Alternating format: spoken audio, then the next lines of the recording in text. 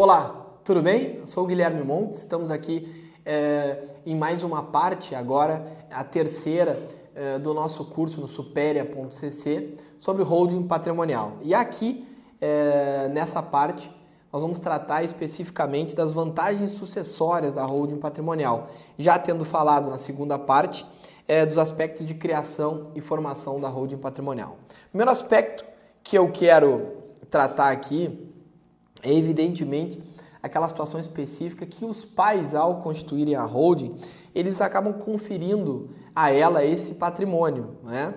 Então, eles vão poder, especificamente, tratar, efetivar doações de cotas em favor dos seus sucessores, notadamente os seus filhos, se reservando o usufruto. Por que isso é uma figura muito interessante?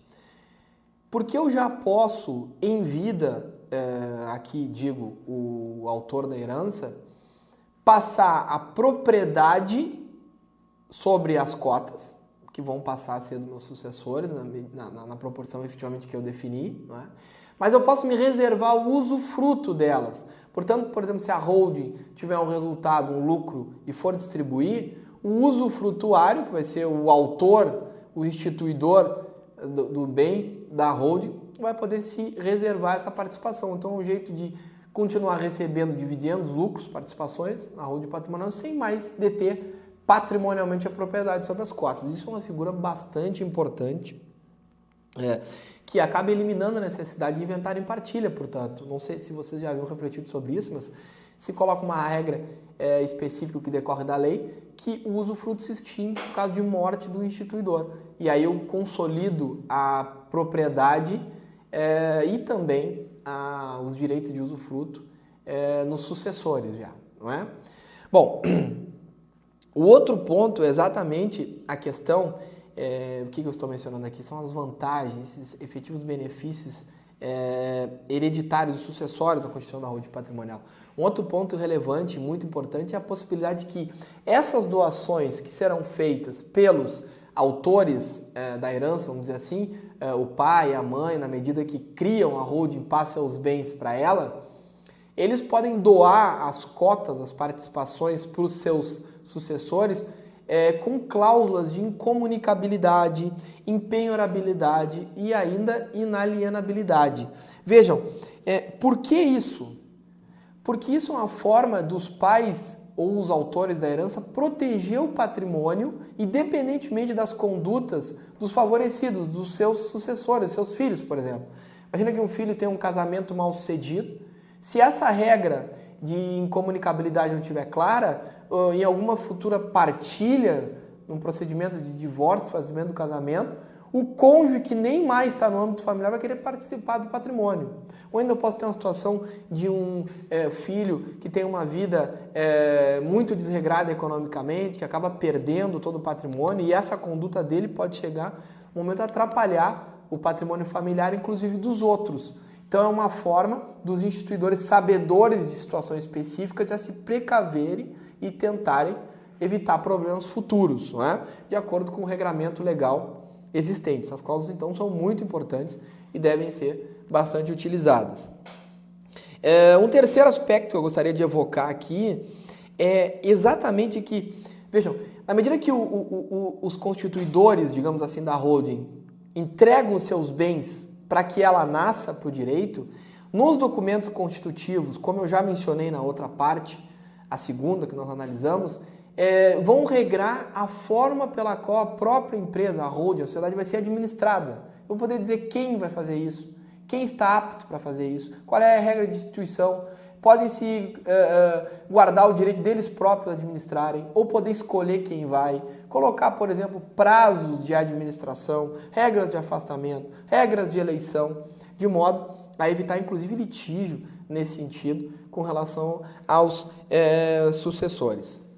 Outro aspecto sucessório bastante relevante na holding patrimonial e tem ligação com questão tributária, como nós já falamos, evidentemente é um benefício da holding, essa menor incidência tributária, é exatamente a questão de que, na medida que o patrimônio agora é da pessoa jurídica da holding e o titular da herança apenas detém, é proprietário ou é usufrutuário, se tiver já doado, as cotas dela, quando houver a passagem à morte desses autores da herança, o que vai acontecer é a sucessão, ou melhor, o alcance patrimonial dessas cotas, que agora são constantes do patrimônio deles. É como se eles tivessem trocado, não tem mais aqueles bens, mas agora tem as cotas daquela holding. Por que isso é relevante? Porque na apuração dos tributos que incidem causa-mortes, notadamente o ITCD, vai haver então uma avaliação do quinhão sucessório, levando em consideração o valor dessas cotas e o valor que efetivamente consta no balanço patrimonial da sociedade. E normalmente é um valor menor do que o valor de mercado dos próprios bens. Imagina que eu tenho uma situação de imóveis e que esses imóveis agora não são mais meus, mas da holding, na qual eu tenho cotas. Eu não mais tenho os imóveis em si, vão ser avaliados de acordo com uma situação de mercado, mas, efetivamente, as cotas de uma sociedade que detém esses bens. E, contabilmente, a forma de apurarmos isso é analisando no ativo da holding, dessa sociedade, qual o valor contábil que está contabilizado. Então, é por isso que é comum que ocorra uma menor incidência de ITCD. Aqui nesse ponto nós temos que ter algum cuidado, porque a legislação de vários estados do Brasil exige que se faça uma avaliação específica daqueles bens. Então, dependendo da situação, não vai se ter esse ganho fiscal que eu estou mencionando aqui. Tá bem? Bom, um outro aspecto muito importante aqui, que eu falo por último, mas não que seja menos importante, muito pelo contrário, é a possibilidade de evitar que sucessores não desejados pela família tenham acesso ao patrimônio sucedido. Não é? Por que isso? Porque pode acontecer numa questão de sucessão normal, digamos assim, através do processo de inventário, que um determinado marido de uma das sucessoras ou a esposa de um dos sucessores acabe tendo acesso porque tem meação ou participação ao patrimônio e fique numa situação de coparticipação ou de copropriedade com um herdeiro. E imagine se há algum problema de desentendimento, alguma falta de afinidade na gestão desse patrimônio, então é um problema sério.